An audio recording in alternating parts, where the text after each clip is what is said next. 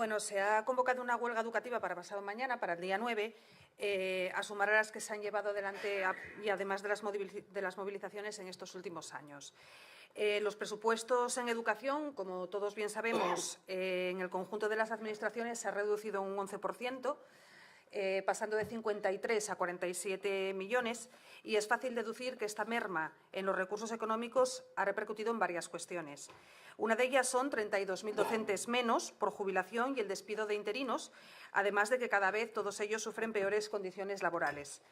En las universidades públicas, en los últimos años, el precio final de la matrícula ha aumentado en un 66% de media, volviendo así a los tiempos en los que la educación universitaria o superior solamente era accesible para unos privilegiados.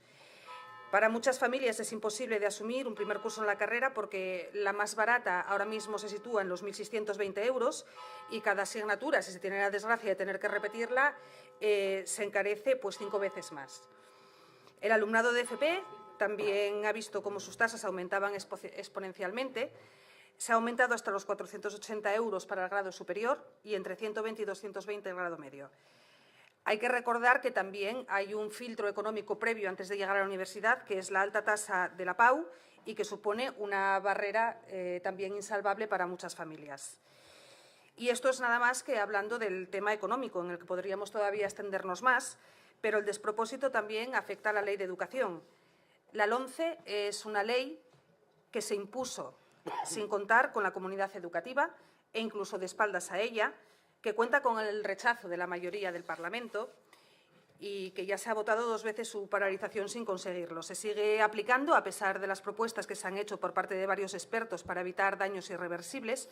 porque además de las reválidas, algunos otros efectos negativos son que segrega al alumnado con itinerarios tempranos de FPB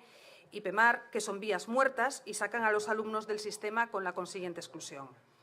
Los nuevos currículos de asignaturas en detrimento de las humanidades y enseñanzas artísticas. Y por eso, frente a este modelo de imposición, lo que se propone y lo que nosotros apoyamos desde aquí es un modelo educativo consensuado con la comunidad educativa y todos los interlocutores necesarios para las primeras etapas y también para alcanzar una enseñanza universitaria que no busque la competitividad y la excelencia, sino la calidad y la cooperación al servicio de la sociedad para hacerla más justa, más sabia, más universal, más equitativa y no una universidad al servicio de los intereses privados del empresariado. Gracias.